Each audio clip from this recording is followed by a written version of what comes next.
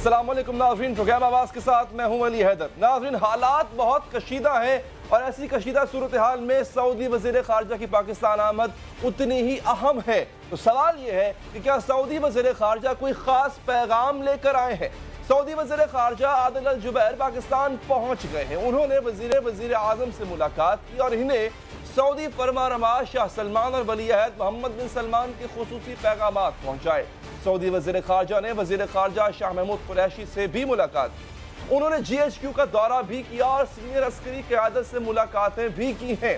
ये दौरा नाज़रीन 1 मार्च को तय था, लेकिन वजूहात की बिना पर यह दौरा आज किया गया। सऊदी अरब हमेशा से पाकिस्तान की हिमायत करता रहा है, पाकिस्तान की इमदाद करता रहा है, कड़े वक्त का साथी है। सऊदी वज़ीर ख़ारजा ने जब भारत का दौरा किया तो भारतीय मीडिया ने हर मुमकिन कोशिश की थी कि आदिल अल जुबैर पाकिस्तान की मजम्मत करें, पाकिस्तान के खिलाफ कोई स्टेटमेंट दें, लेकिन भारत को नाकामी हुई। किस तरह, मुलाजा कीजिए।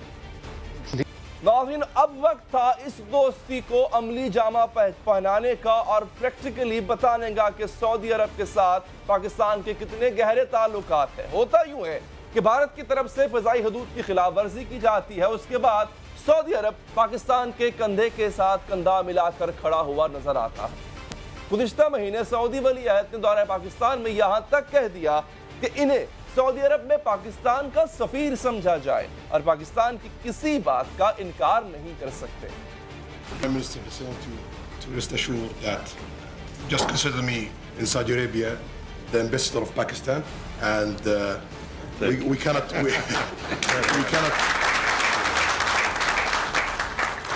say no to Pakistan. Whatever we can do, we will deliver that.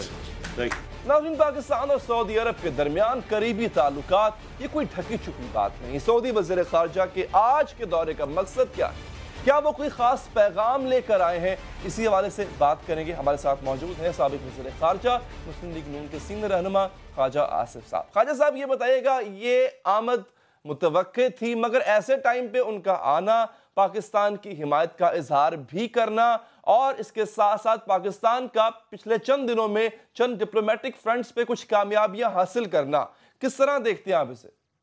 मैं इतना ज़रूर कहूँगा कि हमारी जो आइसोलेशन है, डिप्लोमेटिक आइसोलेशन है, इसमें कोई ज़्यादा फ़र्क नहीं पड़ा, बल्कि मैं कहूँगा वो ज़्यादा बढ़ गई है।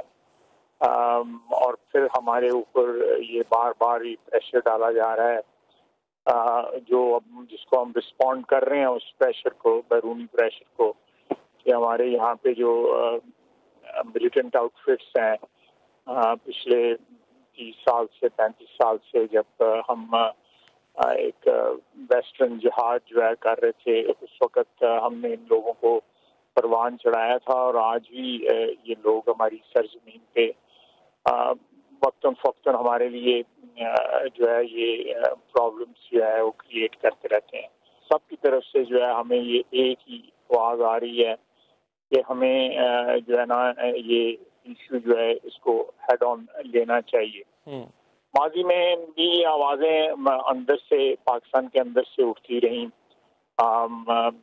नवाज शरीफ ने बहुत मरतबा बरमला जो है ओपनली भी कहा, मीटिंग्स में भी कहा, लेकिन मेरा ख्याल है कि उस वक़्त इन मामलात पे कोई रिस्पांस नहीं अच्छा मिल सका, बल्कि पॉलिटिकल जो उस वक़्त सियासी आवाज़ें थीं, उन्होंने हमें किसी ने मूवी का यार कहा, किसी ने गद्दार कहा, किसी ने कुछ कहा। लेकिन आज जो मियां नवाज शरीफ की जो बातें हैं वो सारी की सारी जो है ना वो हमारी सारी कौम को बताया जा रहा है कि जी यही एक नुस्खा कीमिया है जिससे हमारी सारी प्रॉब्लम्स जो हैं वो हल हो जाएंगी। पहले आपने फरमाया कि पाकिस्तान की जो आइसोलेशन थी, तन्हाई थी, आलमी तन्हाई, उसमें कुछ ज़्यादा फ़र्क नहीं पड़ा। OIC के एलामिये में आपकी एक तरह से आपके बयानिए की हिमायत का ऐलान होता है। इंटरनेशनल मीडिया जो है वो भी भारतीय प्रोपेगेंडे को रद्द करता हुआ नज़र आ रहा है। तुर्की ने आपके साथ देने का ऐलान किया। सऊदी वज़ीर ख़ारजा भारत नहीं जा रहे, आपके पास आ रहे हैं।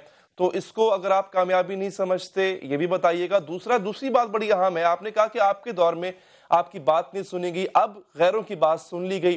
کون نہیں سن رہا تھا خواجہ صاحب آپ کی بات؟ حکومت تو آپ تھے، مینڈیٹ تو آپ کے پاس تھا، اختیار طاقت بھی آپ کے پاس تھی، بھلے آپ پہ کوئی مودی کا یار کا الزام لگاتا رہے لیکن کرنا تو سر آپ نہیں تھا بالآخر۔ جب اتنی زیادہ تہمت لگائی جائے کہ آپ کو مودی کا یار اور وطن کا غدار بنا دیا جائے تو ان چیزوں پہ عمل درآمد بڑا مشکل ہو جاتا ہے۔ آپ میرا خیال ہے بات سمجھ رہے ہوں گے تو اس کی امپلیمنٹیشن پھر کتنی مشکل ہو جاتی ہے۔ او آئی سی میں ہم نے جو ہے وہ ایبسٹین کیا، وہاں پہ ہم نے پارٹیسپیشن نہ کی۔ کچھ ریزولوشن ایسے بھی آئے ہیں جن سے تھوڑی سی ہماری حوصلہ افزائی ہوتی ہے، لیکن ایسی آوازیں بھی او آئی سی میں آئی ہیں جنہوں نے کہا ہے، بڑی معتبر آوازیں ہیں او آئی سی کی، جنہوں نے کہا ہے کہ انڈیا کو جو ہے وہ فل ممبر بنایا جائے۔ میں سمجھتا ہوں کہ یہ ڈپلومیٹک فرنٹ پہ ہماری ایک بہت بڑی سیٹ بیک ہے ہمیں۔ اب جب یو اے ای کی طرف سے یہ بات ہوئی ہے، میں یو اے ای کو کوٹ کر رہا ہوں، انہوں نے کہا ہے کہ ان کو ممبر بننا چاہیے۔ موجودہ جو دور حکومت ہے اس میں پاک فوج، ملٹری اسٹیبلشمنٹ اور جو سویلین حکومت ہے وہ کافی امور پر ایک پیج پہ نظر آتی ہے۔ اب تک کوئی فرکشن کا ایسا نظارہ دیکھنے کو نہیں ملا۔ آپ کے دور میں یہ بہت ہوتا رہا، پروسکرائبڈ جماعتوں پہ پابندی، ان کے خلاف ایکشن کو ہی لے لیجئے۔ آپ کے زمانے میں ڈان لیکس آ جاتی ہے۔ اس دور میں ہم یہ دیکھ رہے ہیں کہ ایک باقاعدہ فیصلہ کیا گیا ہے، اس کو چند دنوں میں ایگزیکیوٹ بھی کر دیا گیا، پابندیاں بھی لگ جاتی ہیں، کچھ مدارس ٹیک اوور بھی ہو جاتے ہیں۔ یہ فرق کیوں رہا خواجہ صاحب؟ کہ میں وقت کے ساتھ جو ہے افراد کے اور اداروں کے جو ہے وہ اپروچ جو ہے، حالات جو ان کو ریئلائز کروا دیتے ہیں کہ بھئی یہ اپروچ جو ہے اس وقت ٹھیک ہے، پہلے ٹھیک نہیں تھی، اس میں ایڈجسٹمنٹ کرنے کی ضرورت ہے۔ انہوں نے ایڈجسٹمنٹ کر لی۔ میں نے جس طرح پہلے عرض کی کہ ہم نے جب یہ ملیٹنٹ آؤٹ فٹس کا مسئلہ اٹھایا، ہم نے جب یہ کہا کہ we need to put our house in order, اور ہمیں جو ہے جہاں بھی کہیں ہم پہ الزام لگتا ہے کراس بارڈر ٹیررزم کا، جو میں کنٹیسٹ کروں گا کہ موسٹ آف جو الزامات لگائے ہیں ہندوستان کے وہ غلط تھے۔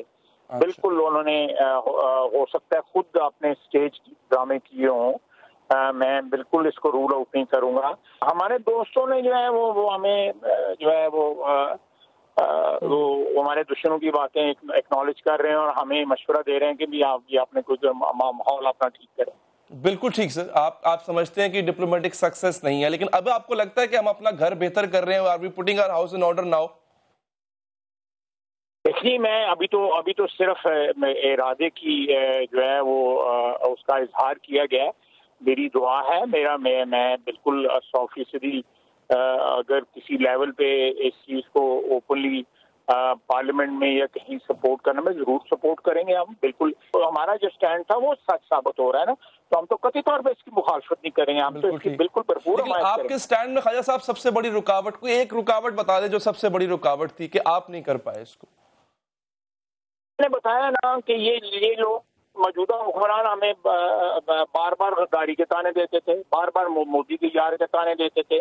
جب آپ کے ماحول میں اتنی زیادہ تلخی آ جائے، خواجہ صاحب ویسے میں آپ کی بات کاٹ رہا ہوں، وہ جلسہ مجھے آج بھی یاد ہے، میں لائیو دیکھ رہا تھا جس جلسے میں پہلی دفعہ مودی کا جو یار ہے غدار ہے کا نعرہ لگا تھا، وہ جلسہ پیپلز پارٹی کا تھا سر، بلاول بھٹو صاحب نے نعرہ پہلی دفعہ لگایا تھا۔ وہ آج اپوزیشن میں ہیں، آپ بھی اپوزیشن میں ہیں، وہ آپ کے ساتھ بھی ہیں، آپ کا ان کے ایک اپوزیشن اتحاد بھی ہے۔ میری بات سنیں، میرا خیال ہے میں آپ سے جو ہے تھوڑی سی جسارت کروں گا اختلاف کرنے کی۔ یہ نعرہ جو ہے نا یہ پی ٹی آئی نے لگایا تھا، اس نے بلاول بھٹو نے ضرور لگایا تھا، بلکہ زرداری صاحب نے بھی یہ لگایا تھا۔ میں بالکل آپ درست کہہ رہے ہیں، لیکن یہ نعرہ جو ہے نا اس کا جو ہے پی ٹی آئی نے، عمران خان نے سیکیورٹی رسک قرار دیا تھا میاں صاحب، اور یہ دھرنے کے دوران یہ نعرے لگنے شروع ہوئے۔ بالکل ٹھیک ہے سر، آخری سوال، آج کورٹ نے بھی عدالت نے کہا کہ مشرف صاحب کو باہر بھجوانے میں حکومت کا کردار تھا، ہم نے یہ نہیں کہا تھا کہ ان کو باہر بھجوا دیں، یہ میاں صاحب کا اپنا، چودھری نثار صاحب کا اپنا فیصلہ تھا۔ میرے اپنے پروگرام میں مشاہد اللہ صاحب خود بھی کنفیس کر چکے ہیں، کہہ چکے ہیں کہ میں نے بھی مشورہ دیا تھا کہ آپ جانے دیں مشرف صاحب کو۔ چلیں یہ لے آئیں، پھر واپس لے آئیں، اس کو لے آئیں، واپس لا سکتے ہیں تو لے آئیں۔ بہت شکریہ خواجہ آصف صاحب ہم سے گفتگو کرنے کے لیے. ناظرین, سینئر ڈیفنس اینالسٹ جنرل امجد شیخ صاحب نے ہمیں جوائن کیا, ان سے بات کرتے ہیں. جنرل صاحب شکریہ آپ کا. سر, سعودی وزیر خارجہ پاکستان آئے ہیں. اس سے پہلے خواجہ آصف صاحب کہہ رہے تھے کہ یہ کوئی بہت بڑی نشانیاں نہیں ہیں, پاکستان ابھی بھی عالمی تنہائی کا شکار ہے. گو کہ OIC کا اعلامیہ جاری ہوتا ہے پاکستان کے حق میں, اس کے ساتھ ساتھ ترکی پاکستان کی حمایت کا اعلان کرتا ہے, چائنا سراہ رہا ہے پاکستان کے ریسٹرینٹ اور پاکستان کے صبر کو. لیکن آپ کو واقعی لگتا ہے کہ یہ جو اب سعودی وزیر خارجہ کا وزٹ ہے, یہ ایک ایسا میسج جائے گا, بھارت کو بھی میسج جائے گا, باقی دنیا کو بھی جائے گا, پیغام اچھا جائے گا, سعودی عرب پاکستان کے ساتھ کھڑا ہے, اور یہ بھی کہا جا رہا ہے کہ شاید جو ان کا بھارت کا وزٹ تھا اس کے بعد وہ پوسٹ پون ہو جائے. بسم اللہ الرحمن الرحیم. دیکھیں, یہ پاسبل ہے کہ بھارت ان کا وزٹ جو ہے وہ ویلکم نہ کرے, کیونکہ بھارت کی اپنی ایک پالیسی ہے کہ وہ ثالثی وغیرہ کی طرف بالکل نہیں آتے, اور ان کو شک رہتا ہے جب بھی کوئی تیسرا ملک بات کرنے کی کوشش کرتا ہے تو وہ اس سے بچا کرتے ہیں, کیونکہ بنیادی طور پہ ان کے قانونی پوزیشن بڑی کمزور ہے. خاص طور پہ کشمیر کے نقطہ نگاہ سے آپ دیکھیں تو بالکل ان کے کیس میں کوئی جان نہیں ہے, لہذا وہ اوائڈ کرتے ہیں ان چیزوں کو. تو لیکن میرا اپنا خیال ہے کہ پاکستان کے لیے ایک سورس آف اسٹرینتھ ہے. دیکھیں, پاکستان نے اسلامک وزراء خارجہ کی جو کانفرنس OIC کی, وہ اس کا بائیکاٹ کیا. وہ بائیکاٹ جو ہے میرے نقطہ نظر کے مطابق نہیں ہونا چاہیے تھا, اور اس میں لازماً آپ کی کچھ نہ کچھ تھوڑی بہت مس انڈرسٹینڈنگ سعودی عربیہ اور UAE کے ساتھ ہوئی ہوگی. دیکھیں, ایک چیز سمجھنے کی ہے کہ UAE نے جب سشما سوراج کو دعوت نامہ بھیجا تو پاکستان سے کوئی مشاورت نہیں کی, کیونکہ حالانکہ پاکستان نہ صرف فاؤنڈر ممبر ہے بلکہ سشما سوراج کا وزٹ کا اس کا ڈائریکٹ امپیکٹ پاکستان کے معاملات پہ آتا ہے, کشمیر کے معاملے پہ آتا ہے, لیکن انہوں نے ضروری نہیں سمجھا. اس کی غالباً وجہ یہی ہے کہ ہم ان سے کوئی مالی مفادات ہم نے ان کے ساتھ اپنے کچھ لگا کے رکھے ہوئے ہیں, جن کی وجہ سے وہ شاید ہمیں ٹیکن فار گرانٹڈ لے رہے ہیں. لیکن جب پاکستان نے ناراضگی کا اظہار کیا تو میرا خیال ہے کہ کچھ معاملات کو درست کرنے کی ضرورت بھی ہوگی, لہذا سعودی وزیر خارجہ کا ایک تو یہ سشما سوراج کا OIC کے اس سمٹ میں جانا سب سے پہلے انڈیا کی طرف سے OIC کو لیجیٹیمیسی دے رہا ہے, اور لیجیٹیمیسی دینے کے بعد پھر OIC کا جو اعلامیہ ہے اس سے آپ بھاگ نہیں سکتے, تو ایک طرح سے اچھا ہی ہوا. نہیں, اتنا پورشن تو اچھا ہوا, لیکن اس سے مزید بھی اچھا ہو سکتا تھا کہ اگر اس سیشن میں ہمارے وزیر خارجہ بڑا کھل کے اس کو بے نقاب کرتے, اپنے OIC کے جو وزراء خارجہ بیٹھے تھے ان کا ضمیر جھنجھوڑتے کہ دیکھیے مسلمانوں کے ساتھ کشمیر میں یہ لوگ کیا کر رہے ہیں اور یہاں آپ ان کو عزت اور تکریم دے رہے ہیں. گو کہ بھارت میں تو صرف وہ کشمیر والی جو ہماری وہاں سے آئی ہے ریزولوشن اسی پہ ہی ذکر ہو رہا ہے, اور بھارت میں کافی اس پہ لیدے ہو رہی ہے. لیکن میرا خیال ہے کہ سشما سوراج کو اس سے زیادہ وہااں پہ شرمندگی ہو سکتی تھی. بہرحال اچھا, ایک تو یہ ایشو ہے کہ کچھ غلط فہمی اگر ہوئی وہ دور, لیکن دوسرا یا پاکستان کے پاس اتنے دوست اب ہیں اور وہ اسٹرینتھ جو ہم نے گیدر کیا اس کو چینلائز کر پائیں گے. میرا خیال ہے کہ یہ کہنا کہ ہم تنہائی کا شکار ہے یہ غلط ہے. یہ ایسی صورتحال نہیں ہے. ہمارے دوست جو ہمارے ساتھ تھے پہلے وہ آج بھی موجود ہیں, اور بہت سارا آپ کو ایک اخلاقی برتری ملی ہے جو آپ نے اس سچویشن میں اپنے آپ کو جس طرح کنڈکٹ کیا ہے, اس سے جو لوگ آپ کے بہت حامی نہیں بھی تھے وہ بھی کم از کم کچھ آپ کو آپ کی طرف دیکھ رہے ہیں, آپ کی تعریف کر رہے ہیں. میرا خیال ہے یہ ایک آن گوئنگ پروسیس ہے, جیسے جیسے وقت گزرے گا تو مزید حالات آپ کے غیر ملکوں کے ساتھ غیر ملکیوں کے ساتھ بہتر ہوں گے. لیکن اس وقت پہ یہ کہنا کہ ہم تنہائی کا شکار ہے یہ نہیں ہے. اصل جو چیز ہے جس پہ ہمیں بڑا ایمفیسائز کرنا ہے اور جو بہت محنت کی ضرورت ہے, جو مجھے نظر نہیں آ رہا, وہ ہے کہ بھارت نے ہمارے اوپر لیبل لگایا کہ ہم ٹیررزم کرواتے ہیں. آج کی دنیا میں اگر کسی ملک کے بارے میں یہ امپریشن بن جائے کہ یہ ٹیررزم کروا رہے ہیں تو باقی دنیا اس کو بہت برا سمجھتی ہے. یہ امپریشن جو ہے اس کو نلیفائی کرنے کی ضرورت ہے, اس پہ ہمیں محنت کی ضرورت تھی. اس کو ڈسپیکٹ کرنے کے لیے بہت کام کیا گیا جو قابل ستائش. جنرل صاحب آخر میں ایک سوال آپ سے, بعض ٹی وی چینلز نے سپیکولیٹ کیا, نہ جانے ان کے پاس کوئی انفارمیشن تھی, انہوں نے کہا کہ 2 پائلٹس پکڑے تھے, ایک پائلٹ کو کلیئر کیا, دوسرے کے بعد ہم نے کہا کہ وہ ہسپتال میں علاج کروا رہا ہے, مگر بعد میں ٹویٹ آ گیا کہ ہمارے پاس ایک ہی پائلٹ تھا. کسی اور ملک کے پائلٹ کی بات ہو رہی تھی. کل بھی آپ نے دیکھا کچھ ٹی وی چینلز پہ, ایک آدھ ٹی وی چینلز کو میں کوٹ بھی کر سکتا ہوں, انہوں نے کہا کہ جناب یہ بھارت کا پائلٹ نہیں تھا, کسی اور ملک کا تھا. اس میں کوئی سچائی ہے سر؟ نہیں، اس میں جو میں نے تحقیق کی تھی اور مجھے بڑے ریلائبل سورسز سے جو مجھے بات پتہ چلی وہ یہ تھا کہ 2 مختلف یونٹس تھیں. ایک نے اس زخمی پائلٹ کو ایویکویٹ کیا اور اس کو ہاسپٹل پہنچا دیا اور اوپر اطلاع دے دی کہ جی ہم پائلٹ کو ہاسپٹل میں چھوڑ رہے ہیں، وہاں اس کا ٹریٹمنٹ ہو رہا ہے. لیکن وہاں سے دوسری یونٹ نے جب اس کو ریکور کیا تو آگے پہنچا دیا کہ جی یہ اس کا علاج معالجہ ہو گیا اور اس کو لے کے آ گئے ہیں. تو شروع میں یہ کنفیوژن رہا کہ جو علاج کے لیے چھوڑا گیا وہ غالباً کوئی اور ہے اور یہ کوئی اور لے کے آئے ہیں. تو اس طرح دو کا مغالطہ ہوا. لیکن بعد میں یہ کلیریفائی ہو گیا کہ یہ 2 سورسز سے انفارمیشن پاس ہونے کی وجہ سے کنفیوژن ہوا ہے اور پائلٹ ایک ہی تھا جس کا آپ نے ذکر کیا. پائلٹ ایک تھا. ٹھیک ہے، بہت شکریہ جنرل ریٹائرڈ امجد شعیب صاحب آپ کا. Army chief general Qamar Javed کی زیر صدارت کور کمانڈرز کانفرنس ہوتی ہے. کانفرنس میں پاک بھارت جاری کشیدگی سے پیدا ہونے والی صورتحال پر غور کیا گیا. کور کمانڈرز کانفرنس نے پلوامہ واقعے کے بعد مقبوضہ کشمیر میں بڑھتے ہوئے بھارتی مظالم پر تشویش کا اظہار کیا اور کہا کہ بھارتی مظالم جلتی پر تیل کا کام کر رہے ہیں.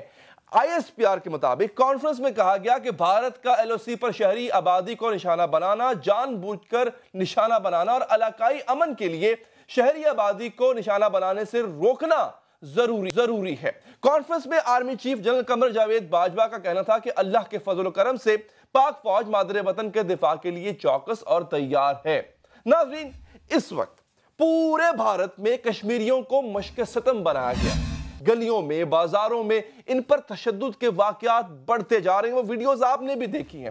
کشمیری ملتا نہیں کہ اس کو مارنا شروع کر دیتے ہیں. اس بات کا ذکر آج کور کمانڈر کانفرنس میں بھی کیا گیا. پورے بھارت میں مسلمانوں کی موجودہ صورتحال بد سے بدترین ہوتی جا رہی ہے اور اس پر تشویش اظہار بھی کیا جا رہا ہے. ناظرین، ایک بات قائد اعظم رحمت اللہ علیہ نے کہا تھا کہ متحدہ ہندوستان کا کوئی بھی تصور کام نہیں کرے گا اور میری رائے میں متحدہ ہندوستان ہمیں ایک ہولناک تباہی کی طرف لے جائے گا. ناظرین، اب یہی ہو رہا ہے. اب ہم یہی وٹنس کر رہے ہیں. پاکستان کو بنے 71 سال ہو گئے. بھارت میں آج کے حالات کی ثابت کر رہے ہیں قائد اعظم واقعی عظیم لیڈر تھے. انہوں نے جس چیز کا ادراک اس وقت کیا تھا ان کے ہم اثر اس سے لا علم تھے. اور ناظرین، 71 سال بعد آج ہندوستان میں ہندوتا کا ایک انتہا پسند نظریہ عروج حاصل کر چکا ہے. ایشیا کے نازی ازم کا طلوع ہوتا جا رہا ہے. انتقام کا خواہش معاشرہ اس میں انتقام شرائط کر چکی ہے. ان صاحب کو نہیں جانتے یہ جنرل بخشی ہیں، بھارتی ریٹائرڈ جنرل ہیں اور اکثر انڈین ٹاک شوز میں نظر آتے ہیں. تو یہ ذہنیت پنپ چکی ہے وہاں پہ. کچھ دن قبل کشمیر کی اسمبلی میں BJP کے انتہا پسندوں نے ایک مسلمان ممبر کو کیوں مارا؟ کیونکہ انہوں نے بیف پارٹی کی تھی. اندازہ کریں کہ یہ ایک ممبر اسمبلی کا حال ہے تو عام انسان، عام کشمیری، عام مسلمان کے ساتھ کیا ہوتا ہوگا. کشمیری تو ہندوستان میں جہاں بھی ہے ناظرین اس کو نجس سمجھا جاتا ہے. کشمیری اکثر ہی بھارتی انتہا پسندی کا نشانہ بن رہے ہیں. اب ایک اور شخص کا ذکر کرتے ہیں جس سے اکثر پاکستانی واقف ہیں. اتر پردیش کے انتہا پسند وزیر اعلیٰ یوگی آدتیہ ناتھ. انہوں نے یہاں تک کہہ دیا کہ اب وقت آ گیا ہے لوگ مسلمانوں کے خلاف اٹھ کھڑے ہوں اور ان کو ختم کر دیں. جی ہاں ناظرین، مسلمان آج بھارت میں محفوظ نہیں. ان کی جان و مال اور عزت کو کہیں بھی لوٹا جا سکتا ہے. ہندوستان میں مسلمانوں یا پھر دوسرے مذاہب اور نچلی ذاتوں سے تحفظ کا حق چھینا جا رہا ہے. مسلمانوں کو جے شری رام بولنے پر مجبور کیا جاتا ہے. مسلمان لڑکیوں کو قبروں سے نکال کر زیادتی کرنے کی باتیں کی جاتی. ناظرین، یہ ہے شائننگ انڈیا. بھارت میں ہر مسجد کو پاکستان سے تعبیر کر کے مسلمانوں کی زندگی تنگ سے مزید تنگ کی جا رہی ہے. ناظرین، حیرانی کی بات یہ ہے کہ جن لوگوں نے قائد اعظم سے اختلاف کرتے ہوئے پاکستان کی مخالفت کی تھی، ان کی اولاد آج کہہ رہی ہے کہ قائد اعظم درست ہے. جو ہو رہا ہے وہ ہم نے کبھی سوچا بھی نہیں تھا. جی ہاں، بات کر رہے ہیں شیخ عبداللہ کے بیٹے فاروق عبداللہ. جی ہاں ناظرین، گزشتہ روز اقوام متحدہ میں انسانی حقوق کے سربراہ مشیل باچلے نے کہا کہ ہمیں بھارت سے ایسی اطلاعات مل رہی ہیں جن سے اس بات کے اشارے ملتے ہیں کہ اقلیتوں کے ساتھ تشدد کے واقعات بڑھ رہے ہیں، خاص طور پر مسلمانوں اور تاریخی طور پر پسے ہوئے طبقات جن میں دلتوں اور قبائلیوں کا استحصال بال بڑھ رہا ہے. شائننگ انڈیا کا یہ چہرہ ہم نے آج کے شو میں آپ کو دکھانے کی کوشش. آگے چل کے اور بھی ایسی چیزیں ہم آپ تک پہنچاتے رہیں گے. وقت ہوا ناظرین ایک بریک کا. بریک کے بعد جب واپس آئیں گے تو پنجاب حکومت نے ایک بڑی ہی جنرس آفر کی ہے میاں محمد نواز شریف صاحب کو، کیونکہ ان کا علاج جہاں کرانا چاہیں، کس طرح سے کرانا چاہیں، اپنے معالج کو پاکستان بلوانا چاہیں، بلوا لیں، آپ کو ہر طرح کی سہولت میسر آئے گی۔ آج پنجاب حکومت کے کچھ لوگ جا کے میاں صاحب سے ملاقات کر کے یہ آفر دے کے آئے۔ میاں صاحب کا جواب کیا تھا وہ آپ کو بتائیں گے اس وقفے کے بعد۔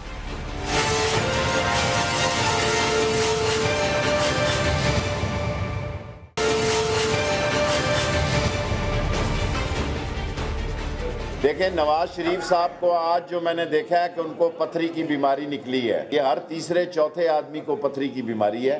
لال حویلی میں دم سے اس کا علاج ہوتا ہے۔ یہ کیا ڈرامہ ہے یہ؟ کبھی جیل، کبھی تیل، کبھی خوشی، کبھی غم، تارا رام پم پم جو انہوں نے لگائی ہوئی ہے۔ دل اور دا دونوں جو ہے وہ پاکستان میں نہیں لگ رہے، ان کا دل لگ رہا ہے جا کے لندن میں۔ جو کارڈیالوجی جس پرابلم کی وجہ سے جناب یہ سارا کچھ کیا گیا، ان کے جناب کارڈیالوجی کے وارڈ کے اندر لایا گیا، انہوں نے کہا جی نہیں میں نے وہاں نہیں رہنا۔ 3-4 کمرے دیکھتے دیکھتے اینڈ میں جا کے نواز شریف صاحب کی جناب تان ٹوٹی آ کے گائناکالوجی کے جناب وارڈ میں۔ خلیفے کی خطائیاں کھا رہے ہیں جیل کے اندر نواز شریف صاحب، خلیفے کی۔ اگر کوئی میرے اور آپ جیسا بھی کوئی اگر جناب کوئی جوان اس کو کھا لینا 4 دن لگاتار تو اس کی دل کی شریانیں بند ہو جائیں۔ جو لوگ 30 سال اقتدار میں رہے ہوں اس کے بعد جو ہے وہ یہ کہیں کہ ہمیں باہر بھیجیں تو وہ تو ویسے ہی ان کو شرم سے ڈوب مرنا چاہیے۔ آپ اتنا عرصہ اقتدار میں رہے ہیں، اس کے بعد آپ کہہ رہے ہیں ہمیں باہر بھیج دیں لندن میں، تو یہ تو بڑی ناظرین حکومتی وزراء کی گفتگو آپ نے سنی۔ آخر ہوا کیا؟ ہوتا یہ ہے ناظرین کہ نواز شریف کی حکومت اور ان کی صحت پر مذاق اڑانے والی حکومت جو ہے اب ان کو سنجیدہ لینے لگی ہے۔ اس سنجیدگی کا اظہار سب سے پہلے وزیر اعظم عمران خان کی جانب سے ہوا۔ انہوں نے پنجاب حکومت کو ہدایت کی کہ نواز شریف کو علاج کی بہترین سہولیات دی جائیں، وہ جس ڈاکٹر یا اسپتال سے علاج چاہتے ہیں انہیں وہاں منتقل کر دیا جائے۔ اس کے بعد حکومت کے ہی وزیر اطلاعات فواد چودھری سامنے آیا اور اسلام آباد میں میڈیا سے بات کرتے ہوئے کہا کہ ہمارا رویہ انتقامی نہیں ہے۔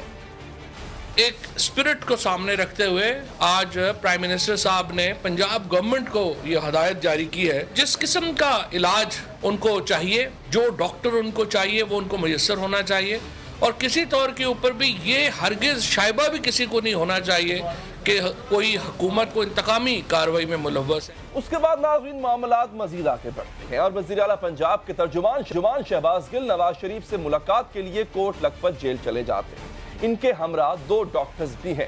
بعد میں میڈیا کو بریفنگ میں انہوں نے بڑی پیشکش کر دی۔ انہوں نے یہ کہا کہ نواز شریف لندن سے اپنے معالج کو اگر بلانا چاہتے ہیں تو اس کا انتظام بھی پنجاب حکومت کر دے گی۔ زبردست آپ سے گزارش کروں گا کہ آپ کے جو سوالات ہوں وہ انکوزیٹو ہوں ان کی ہیلتھ کے بارے میں یا فیسلٹیز کے بارے میں، لیکن کوشش کیجئے گا کہ اس کو سیاست کی طرف نہ لے کے جائیں، کیونکہ میں کوئی ایسا جواب نہیں دوں گا جس سے، کیونکہ میں ابھی انہیں مل کے آیا ہوں، جس سے کوئی بٹرنس کریٹ ہو یا اس سے یہ تاثر جائے کہ میں ملنے کے بعد ان کی شان میں کوئی گستاخی کر رہا ہوں۔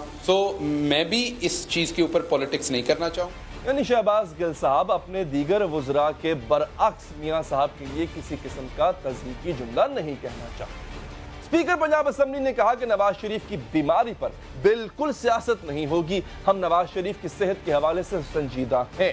ناظرین اسپیکر پنجاب اسمبلی کے ایما پر نواز شریف کے علاج کی نگرانی کے لیے کمیٹی بنا دی ہے۔ اسپیکر نے کہا ہے کہ کمیٹی کی جو بھی تجاویز آئیں گی اس پر وفاقی حکومت کو بھی اعتماد میں لیا جائے گا۔ کمیٹی نواز شریف کے میڈیکل بورڈ کی تمام رپورٹس کا جائزہ لے گی۔ اسپیکر نے کہا کہ ہم نواز شریف کی صحت کے حوالے سے سنجیدہ ہیں، بیماری پر بالکل سیاست نہیں کی جائے گی۔ حکومتی سنجیدگی کا ناظرین یہ مظاہرہ اس وقت دیکھنے میں آیا جب پہلے 5 مارچ کو نواز شریف کی صاحبزادی مریم نواز شریف نے ٹویٹ کیا تھا کہ نواز شریف کو ایک ہفتے میں 5 بار، جی ہاں 5 بار انجائنا اٹیک ہوا، یعنی ان کے سینے میں تکلیف ہوئی ہے۔ مریم نواز شریف نے یہ بھی لکھا کہ نواز شریف ہسپتال منتقل ہونے پر رضامند نہیں۔ انہوں نے ٹویٹ میں لکھا میں نے آج بہت کوشش کی مگر وہ نہیں مانے، کہا کہ ہر انسان کی کوئی عزت ہوتی ہے اور میں ایک ہسپتال سے دوسرے ہسپتال میں دھکیلے جانے کو تیار نہیں جبکہ علاج نہیں کیا جاتا۔ اس سے اگلے روز ناظرین وہ دوبارہ کوٹ لکھپت جیل گئیں اور اپنی دادی یعنی نواز شریف کی والدہ کو بھی ساتھ لے کر گئیں تاکہ وہ انہیں اسپتال منتقل کے لیے آمادہ کر سکے۔ اس کے بعد 6 مارچ کو ہی مریم نواز نے شام 5:06 پر ٹویٹ دل کی تکلیف اور طبیعت خرابی کے باوجود میاں صاحب اسپتال جانے کے لیے راضی نہیں ہوئے۔ شہباز شریف دادی اور میرے اصرار پر کہا اسپتال گھمانے اور علاج کے نام پر کی جانے والی تضحیک کا نشانہ بننے کو تیار نہیں ہوں۔ ناظرین नवाज शरीफ की सेहत खराब है। सहाफी नसरुल्लाह मलिक साहब का दावा है कि नवाज शरीफ ने जेल सुपरिटेंडेंट को वसीयत भी लिख दी है। क्या वसीयत, आप उनके मुंह से सुनिए। मुस्लिम लीग नून को हुकूमती बयानबाजी से भी शिकायत है। मुस्लिम लीग नून को शिकायत है कि हुकूमत नवाज शरीफ का इलाज नहीं करा रही। हुकूमत ये कहती है कि हम इलाज करा रहे हैं, लेकिन नवाज शरीफ साहब इस पर रजामंद नहीं है। आखिर मामला है क्या? हुकूमत का मौक़िफ़ दुरुस्त है या फिर मुस्लिम लीग नून का? आज वज़ीर आज़म का बयान भी आया और शहबाज गिल ने मुलाकात भी की। तो हुकूमत ने शहबाज गिल को क्या मैंडेट देकर भेजा, यही हम पूछेंगे। हमारे साथ मौजूद हैं तर्जमान वज़ीर आला पंजाब शहबाज गिल साहब। शहबाज गिल साहब, ये एक शिकायत मुस्लिम लीग नून को भी, मियां साहब की फैमिली को भी, कि उनकी तज़हीक की जाती है। आज आपने प्रेस कॉन्फ्रेंस में कहा था कि वो आप कोई ऐसी बात नहीं करेंगे जिससे ये तासुर जाए कि आप मियां साहब की तज़हीक करना चाहते हैं। आपने तो रोक लिया खुद को, बाकी वज़रा को भी रोकेंगे सर? आज प्राइम मिनिस्टर ऑफ पाकिस्तान जनाब इमरान खान साहब ने डायरेक्शन दी थी चीफ मिनिस्टर पंजाब सरदार उस्मान गुलजार साहब को, जिन्होंने मुझे डायरेक्शन दी कि मैं जाऊं और नवाज शरीफ साहब से मुलाकात करूं और उन्हें ये एक्सटेंड करूं कि पंजाब हुकूमत की हर फैसिलिटी जो पंजाब हुकूमत के पास सेहत से रिलेटेड, हम उनको उसमें इलाज करवाने की पूरा मौका देना चाहते हैं। इस सिलसिले में मैं 2 कार्डियोलॉजी के फुल प्रोफेसर को साथ लेके गया और मेरे साथ मुजीबुर रहमान शामी साहब भी गए और उनके साथ जो हमारी मुलाकात हुई उसमें प्रोफेसर साहबान ने उनको ये एक्सप्लेन किया कि पाकिस्तान के जो पंजाब के डिफरेंट हॉस्पिटल्स हैं, PIC हो या रावलपिंडी इंस्टीट्यूट ऑफ कार्डियोलॉजी हो, उनमें ह्यूमन कैपेबिलिटी एक्सीलेंट लेवल पे मौजूद है इंटरनेशनल स्टैंडर्ड की, और उसके साथ साथ उसमें जो इक्विपमेंट है वो भी मौजूद है, लैब भी मौजूद है और फैसिलिटीज भी मौजूद हैं। और जो पॉसिबल कॉम्प्लिकेशन मियां साहब के केस में हो सकती है या पॉसिबल रेमेडी हो सकती है या प्रोसीजर हो सकता है, उसको करने की इन हॉस्पिटल्स के पास पूरी की पूरी कैपेबिलिटी हर लिहाज से मौजूद है। उसके साथ साथ मैंने गवर्नमेंट ऑफ पंजाब का उनको ये पैगाम पहुंचाया कि अगर वो अपने मुआलिज से ही इलाज करवाना चाहते हैं जो कि लंदन में है, तो हम उनको फुल सिक्योरिटी देने को तैयार हैं अगर वो पाकिस्तान तशरीफ लेके आते हैं। अच्छा। और हम उन्हें पंजाब के जो हॉस्पिटल्स हैं उनमें भी एक्सेस देंगे ताकि वो यहाँ के डॉक्टर्स के साथ मिलके मियां साहब की जो प्रोसेस है उसको कर सकें। उसके साथ साथ मियां साहब ने आगे से ये कहा कि फिलहाल वो इससे इज्तनाब करेंगे क्योंकि उन्होंने बेल एप्लीकेशन सुप्रीम कोर्ट में जमा करवाई हुई है। अगर उसका फैसला हो जाता है तो वो ज्यादा कंफर्टेबल होंगे कि वो डॉक्टर बेकर और डॉक्टर लॉरेंस, जिनसे 15 साल से वो इलाज करा रहे हैं या 10 साल से, उन्हीं से जाके वो अपना इलाज करवाएं। तो ये सिचुएशन है जी। हमने उनको ये भी कहा कि रावलपिंडी में एक इंटरनेशनल कॉन्फ्रेंस हो रही है जिसमें US से, UK से, टर्की से डॉक्टर्स आए हुए हैं जी, और वो कार्डियोलॉजिस्ट हैं सारे। तो हम अगर इन्हें रावलपिंडी इंस्टीट्यूट ऑफ कार्डियोलॉजी ले जाएं, वहां पे उन डॉक्टर्स को भी बुलाया जा सकता है और इनके जो डॉक्टर्स UK में हैं वो वीडियो कॉन्फ्रेंस या स्काइप पे हमारे साथ कनेक्ट हो सकते हैं और आपका वहाँ प्रोसीजर करके दिया जा सकता है। बिल्कुल। तो मियां साहब ने दोबारा कहा कि नहीं, ये वो उसी राउट को लेंगे जो मैंने पहले आपको एक्सप्लेन किया। तो ये सिचुएशन है। हमने पूरी जिम्मेदारी से, ईमानदारी से जो भी चीज हमारे पास मौजूद है लॉ के अंदर रहते हुए, वो तमाम चीजें उन्हें ऑफर। ठीक डॉक्टर साहब, ये बड़ी जनरस ऑफर है और इसके गवाह एक सहाफी भी हैं। जो भी आप गुफ्तगू कर रहे हैं उसको विंडिकेट डेफिनेटली करेंगे। मियां साहब, उनकी फैमिली सर बार बार उनकी सेहत को लेकर परेशान रहती है। इसके बरक्स मियां साहब बेल का इंतजार करना चाह रहे हैं। दोनों चीजें बड़ी कॉन्ट्राडिक्टरी हैं। तो आपको नहीं लगता कि मियां साहब की जो है वो सेहत के हवाले से उनकी फैमिली दोबारा अगर ये इल्जाम लगाती है आप पे कि देखे जनाब इलाज नहीं किया जा रहा, और मियां साहब हालांकि खुद इस चीज की नफी कर रहे हैं, वो अपनी बेल का इंतजार करना चाहते हैं? सर देखिए, मियां साहब जो हैं वो अपनी सेहत के मामले में मुकम्मल इख्तियार रखते हैं कि उन्होंने किस टाइम पे अपना इलाज करवाना है।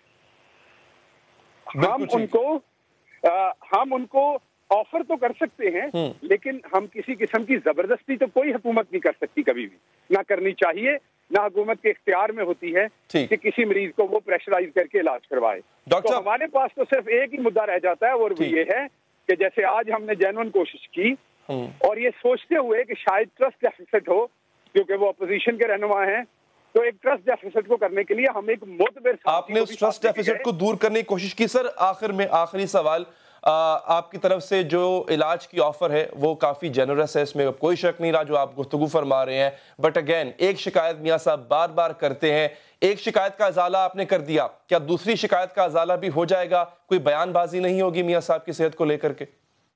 دیکھیے میں بتاتا ہوں، بیان بازی میں نے تو آپ پہلے تو میری کو بیان بازی دکھائی آپ کی نہیں، لیکن اگر باقی لوگوں نے بھی کی، میری بات کر لیجیے گا، تو یہ اصل میں دونوں طرف سے ہوتی ہے.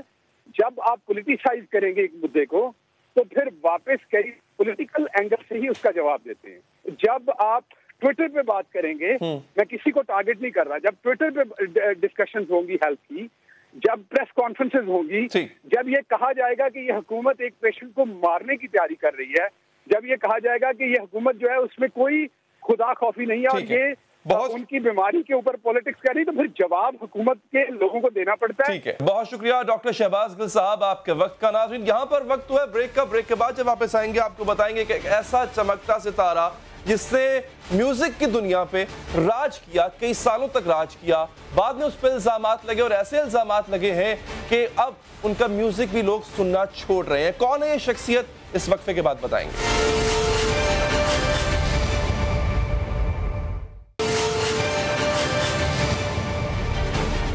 ناظرین آدھی رات کا وقت ہے، اندھیرے میں ایک شیطانی چیز گھات لگائے بیٹھی ہے. اسے دیکھ کر آپ کی دھڑکن تھم جاتی ہے، آپ چیخنا چاہتے ہیں لیکن خوف نے آپ کی آواز چھین لی ہے.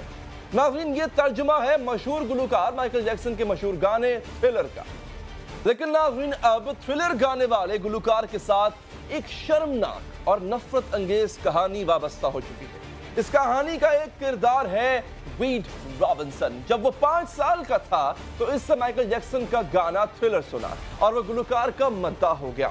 یہاں سے ایک گھناؤنی داستان نے جنم لیا جو کئی سال بعد ناظرین ایک ڈاکیومنٹری کی صورت میں سامنے آئی.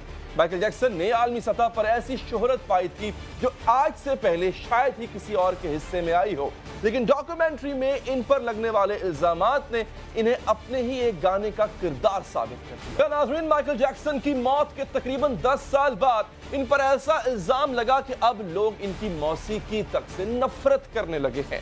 ڈاکیومنٹری میں بتایا گیا ہے کہ مائیکل جیکسن بچوں میں جنسی رغبت رکھتے تھے اور انہوں نے کئی بچوں کو زیادتی کا نشانہ بنایا.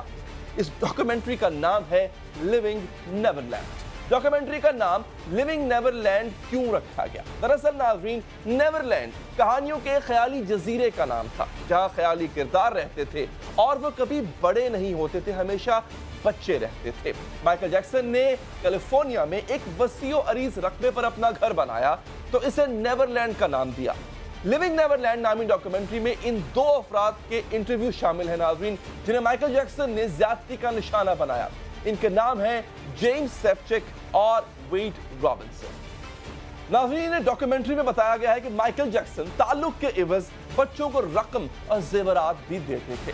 سیفچک کا یہ کہنا تھا کہ مائیکل جیکسن نے اس کے ساتھ ساتھ باقاعدہ عہد و پیمان بھی کیے تھے اور ایک انگوٹھی بھی ان کو دی. اب بات یہاں ختم نہیں ہوتی ناظرین. مائیکل جیکسن کسی کم عمر لڑکے کے ساتھ تعلق استوار کرتے اور جب اس سے بھی کم عمر کوئی اور لڑکا انہیں ملتا تو اس کے لیے پہلے والے کو چھوڑ دیتے تھے. ڈاکیومنٹری میں سیفچک اور رابنسن دونوں کی والدہ سے بھی بات کی کہ انہوں نے کیا کہا، ذرا وہ بھی سنیا. الزامات سامنے آنے کے بعد مغربی دنیا کی انٹرٹینمنٹ اور نیوز انڈسٹری میں ایک ہنگامہ برپا ہو گیا. نیوزی لینڈ اور کینیڈا کے ریڈیو سٹیشنز نے اعلان کر دیا کہ وہ آئندہ مائیکل جیکسن کا کوئی گانا نشر نہیں کریں گے. بی بی سی ریڈیو 2 نے بھی اپنے پلے لسٹ سے مائیکل جیکسن کے گانے ہٹا دیے. میڈیا آؤٹلیٹ سوال اٹھا رہے ہیں کہ کیا مائیکل جیکسن کی موسیقی کو سننا چاہیے. ناظرین فائنینشل ٹائمز نے آرٹیکل شائع کیا، اس میں لکھا گیا تھا کہ ہم ایک ہی وقت میں موسیقار سے نفرت اور اس کی موسیقی سے محبت کیسے کر سکتے ہیں.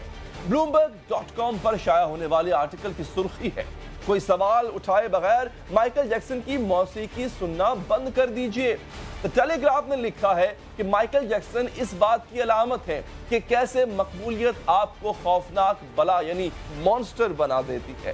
اس آرٹیکل میں سوال اٹھایا گیا ہے کہ کیا اب مائیکل جیکسن کی موسیقی بچ پائے گی. اوپرا ونفرے نے بھی सैफचिक और वेड रॉबिन्सन को अपने प्रोग्राम में बुलाया और इनसे पूछा कि वो अब क्यों सामने आए। और आपको ये भी बताएं कि सन 2003 में भी माइकल जैक्सन पर एक बच्चे से ज्यादती का केस चलाया गया था और माइकल जैक्सन ने इस वक्त सैफचिक और वेड रॉबिन्सन को अपने हक में बयान देने के लिए बुलाया। सैफचिक ने तो बयान देने से इनकार कर दिया, लेकिन रॉबिन्सन ने इस वक्त माइकल जैक्सन के हक में बयान दिया था और माइकल जैक्सन ज्यादती केस से बरी कर दिए गए थे। डॉक्यूमेंट्री के डायरेक्टर जॉन विट का कहना है कि अगर ज्यादती का निशाना बनने वाले मजीद अफराद सामने आ जाए तो फिर वो डॉक्यूमेंट्री का सीक्वल बनाने का इरादा रखते हैं। माइकल जैक्सन के अहले खाना ने डॉक्यूमेंट्री में लगाए गए इल्जामात से इनकार किया है। डॉक्यूमेंट्री सामने आने के बाद मालूम हुआ कि मारूफ गुलूकार पीडोफीलिया में मुब्तला थे। पीडोफीलिया एक नफ्सियाती बीमारी है जिसका शिकार कम सिन बच्चों में जिनसी दिलचस्पी रखता है। और नाजरीन, पीडोफीलिया या फिर बच्चों के साथ ज्यादती के केसेस में पाकिस्तान के अदाद-ओ-शुमार परेशान हुए हैं। 2017 से एक दिन में बच्चों के साथ ज्यादती के 9 वाकयात हुए और ये तादाद कम होने की बजाय मजीद बढ़ रही है। 2018 के अदाद-ओ-शुमार का जायजा लिया जाए तो एक दिन में बच्चों के साथ ज्यादती के वाकयात 9 से बढ़कर 12 हो चुके हैं। सवाल नाजरीन ये है कि ये बीमारी लाहक आखिर होती क्यों है? मगरिब में तो मौके दस्तयाब है, वहां पर एक्सपोजर भी बहुत है, फिर भी कम सिन बच्चों को क्यों निशाना बनाया जाता है? इस बीमारी में मुब्तला शख्स का आखिर इलाज है क्या? बच्चे तो मासूम होते हैं, वो एक ऐसे शख्स से कैसे महफूज रह सकते हैं? बात करने के लिए हमारे साथ मौजूद हैं हमारे नफ्सियात मोहतरमा उज़्मा सदाकत साहिबा। बहुत शुक्रिया उज़्मा साहिबा आपके वक्त का। ये बीमारी है क्या? खास तौर पे सेलिब्रिटीज में क्यों पाई जाती है? एक शख्स के पास मौके भी हैं, शोहरत भी, पैसा भी है, उसके बावजूद वो इस तरफ रागिब क्यों होता है? जब हम सेलिब्रिटीज़ की बात करते हैं तो हमें ये कभी नहीं भूलना चाहिए कि ये सेलेब्स कभी इंसान रहे होते हैं। उनका एक बचपन होता है और बचपन के अंदर जो एक्सपीरियंसेस उन्हें होते हैं, जो आम इंसान के तौर पे एक्सपीरियंसेस होते हैं, सेलेब्स होने के बाद जो उनके अंदर कम्प्लेक्सिटीज़ हैं वो रमेन साथ साथ चल रही होती हैं। जब कोई सेलिब्रिटी के एज के ऊपर पहुंचता है जिसके हज़ारों नहीं, लाखों नहीं, करोड़ों फ़ैन दुनिया भर में पाए जाते हैं और लोग उसकी पूजा करते हुए नज़र आते हैं, तो यूजुअली ऐसी सेलिब्रिटीज़ के फिर ब्रेन के अंदर ये चीज़ आ जाती है कि उनके लिए कोई एथिकल बाउंड्री नहीं है जिसका उन्हें ख्याल रखने की ज़रूरत है और कोई दुनिया का कानून उनके ऊपर लागू नहीं होता। ये वही लोग होते हैं जो आम इंसानों के तौर पर सेक्सुअल अब्यूज़ के लिए बच्चों के हवाले से फैंटेसीज़ को रख रहे होते हैं। इन ऐसे रवैयों के पीछे काफ़ी सारे साइकोडायनेमिक्स हैं जो कि हमें देखने में नज़र आते हैं जब थेरापिस्ट इन लोगों के साथ काम करते हैं और उन चीज़ों को या नताइज को अखज़ करते हैं। यूजुअली देखा यह जाता है कि जो भी लोग पीडोफीलिया के अंदर इन्वॉल्व होते हैं वो अपने चाइल्डहुड के अंदर या तो कभी सेक्सुअली अब्यूज़ ज़रूर होते हैं या फिर जिस्मानी तशद्दुद का काफ़ी ज़्यादा उन्हें। माइकल जैक्सन की मैं डॉक्यूमेंट्री उनके इंटरव्यू सुन रहा था, उन्होंने कहा कि उनके फादर उनको बहुत पीटते थे। जिस्मानी तशद्दुद का बहुत सामना करना पड़ता है, इसी तरह इमोशनल अब्यूज़ का बहुत सामना करना पड़ता है और बाज़ औक़ात ये बच्चे जो हैं बचपन के अंदर निगलेक्ट किए जाते हैं, उनकी फिजिकल नीड्स को निगलेक्ट किया जाता है, इमोशनल नीड्स को निगलेक्ट किया जाता है।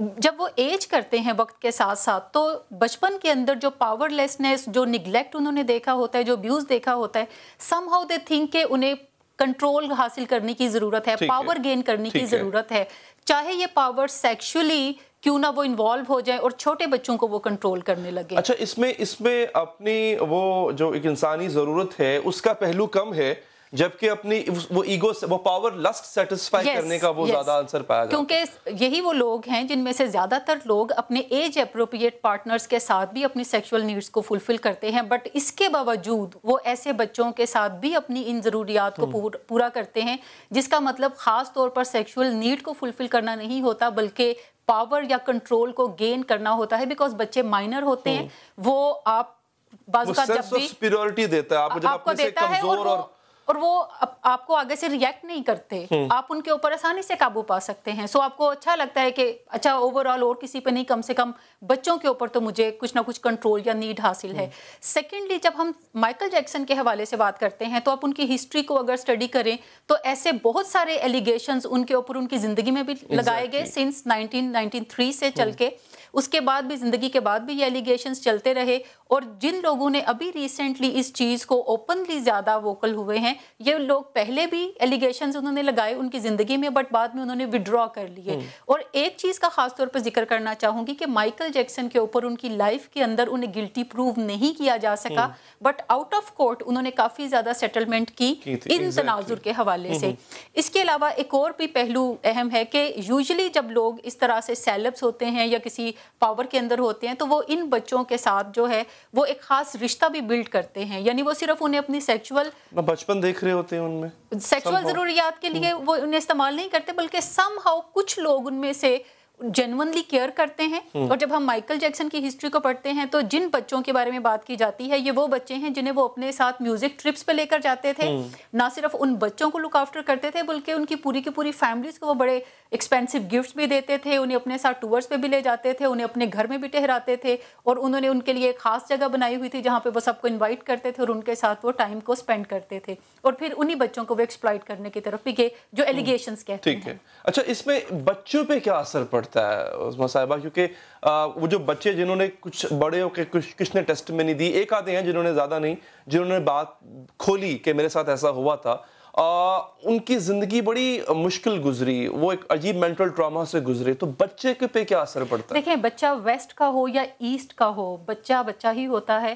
اور خاص طور پہ جب ہم کسی بھی تشدد کی بچوں کے اوپر بات کرتے ہیں تو جہاں جسمانی تشدد انمٹ نقوش چھوڑتے ہیں بچوں کے اوپر, جذباتی تشدد چھوڑتے ہیں, جو سیکشول ایکسپلائٹیشن یا سیکشول ایبیوز ہے آپ سمجھ لیں کہ یہ سب سے زیادہ دشوار رستہ ہے بچوں کے لیے اپنی زندگی گزارنے کا.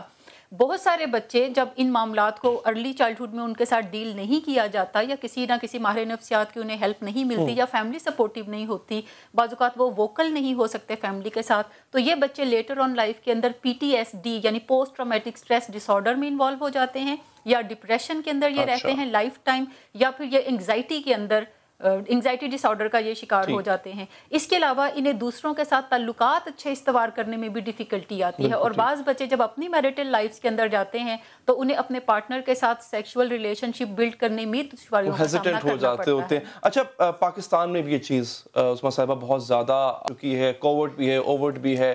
کچھ کیسز جو پچھلے دنوں آئے, زینب کا کیس ہے, شیخو پورہ میں جو ویڈیوز بنی ان کا کیس ہے.